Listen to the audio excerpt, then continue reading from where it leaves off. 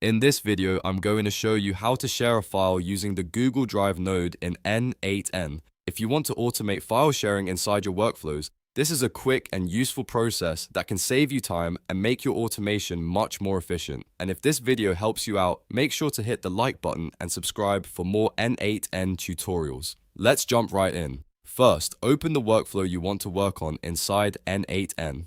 This is the workflow where you'll add the Google Drive node and set up the file sharing action.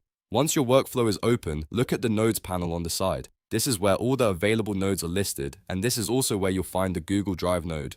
Now from the nodes panel, choose Google Drive. You can usually type it into the search bar if you want to find it faster.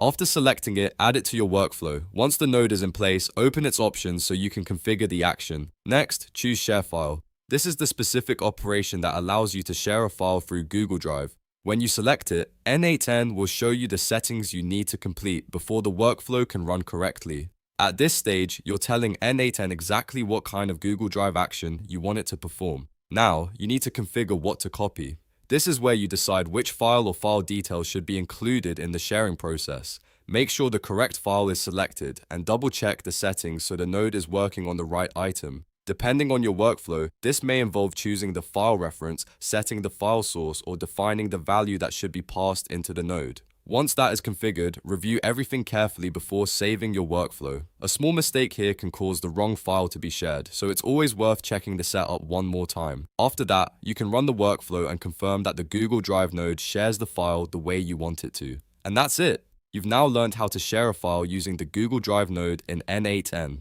If this tutorial helped, please like the video, subscribe to the channel, and turn on notifications so you don't miss the next N8N automation guide. Thanks for watching, and I'll see you in the next one.